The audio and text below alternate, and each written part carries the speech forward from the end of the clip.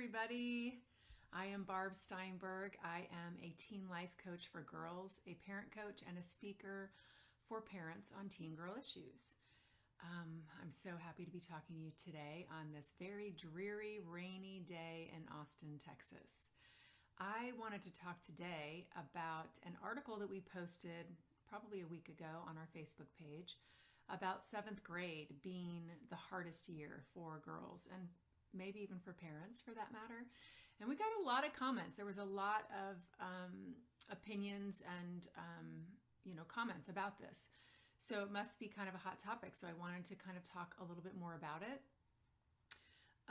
Why? So why is seventh grade such a hard year for girls and then as a result for us as their parents?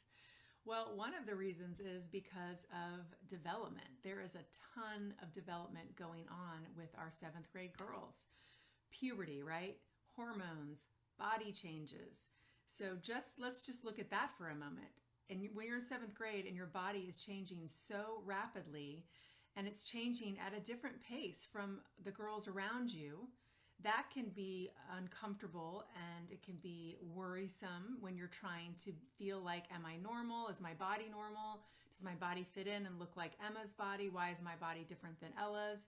So there's body changes, right? Things are growing. Things are kind of now much more prevalent and they can be seen. They can be talked about and commented on now.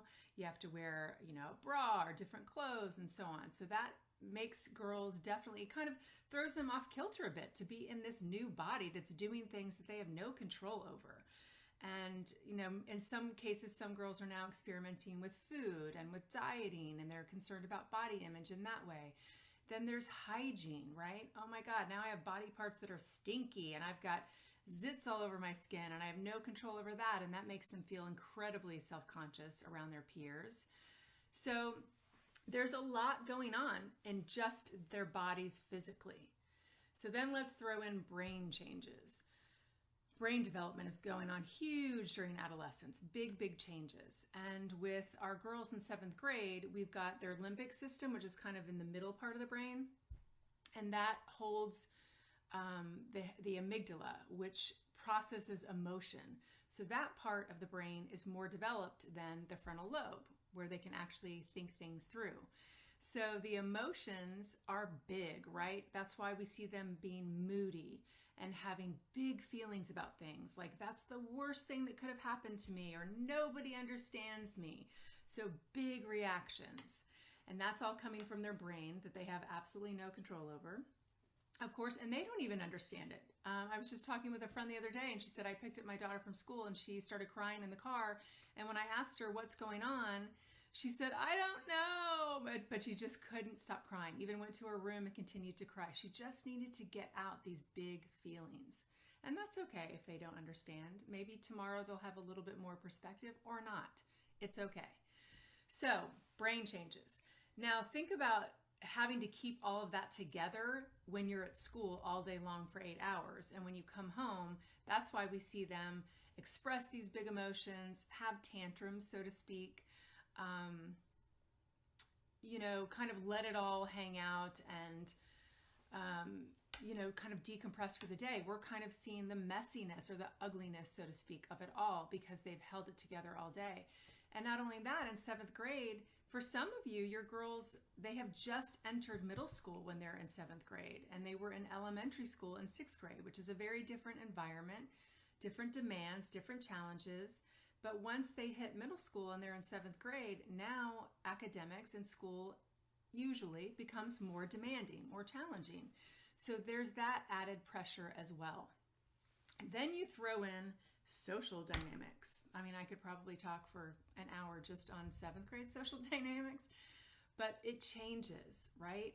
So what's happening with our seventh grade girls, because of everything we just talked about in terms of development, they're now beginning to separate from their family of origin, their home tribe, so to speak. So they're wanting to separate a little bit more and become more independent. Peers are becoming more important. And that lends itself to a whole nother pressure of fitting in, pressure of being cool, right? So I've got to be wearing the clothes that all of my peers are wearing. I've got to be listening to the same music, watching the same TV shows. I have to have the same lingo and the same words, following the same apps. There's a lot to manage, right? And that can be fairly new for a lot of seventh graders, all that added stuff on their plate. So the fact that they're moving away from their home tribe and they're trying to create a new tribe with their peers, that means that in seventh grade, that's why we see more of a peak when it comes to meanness.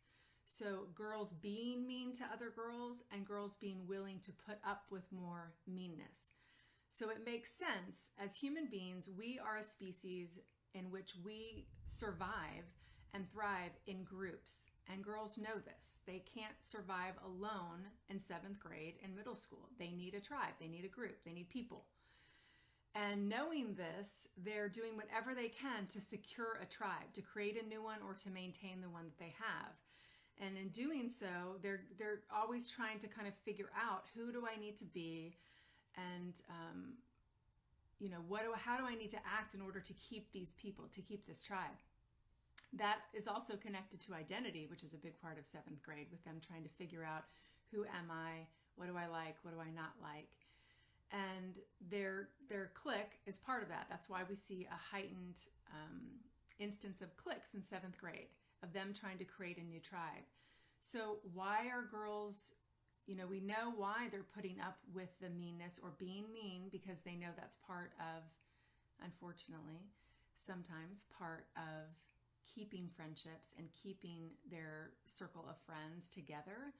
So why are they mean to each other? Well, it definitely, I hate to say this, it doesn't sound good at all, but it does create a sense of belonging. If you think about it, they're coming together on a common issue or a common feeling, a common belief, right? We don't like this girl, or we don't like that.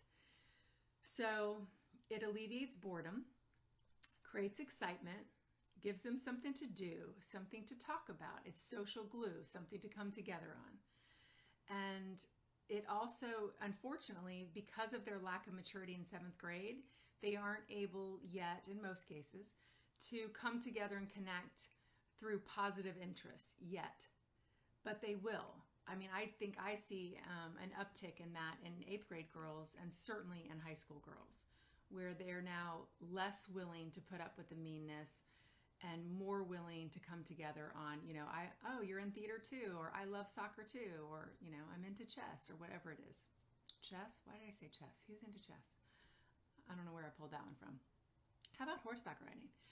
So anyway, so now now we've kind of deconstructed seventh grade a little bit. Why are we sharing this? Because I think as the adults in their lives, the more understanding we have of what they're going through physically, emotionally, mentally, socially, then the more compassion we can have for them, and the more patience we can have with them as they're riding these waves of seventh grade and trying to figure it out.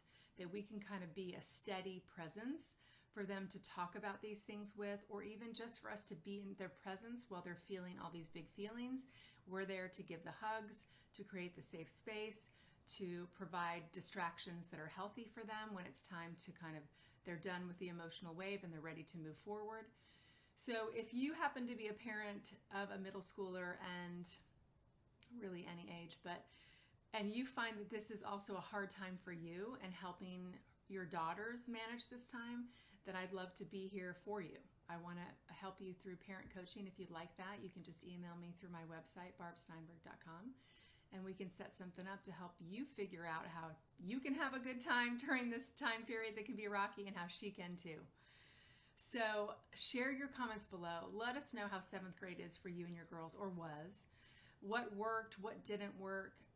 We'd love to hear from you. And if you have a friend with some girls in middle school and you feel like this would help, please feel free to share it with them. This is what I'm here to do. I'm here to help. I love the girls that I work with. I love the parents I work with. And I just want to keep doing that more and more. So I'm here for you. Thank you for listening, and I'll see you next week at noon around lunchtime. Have a great day.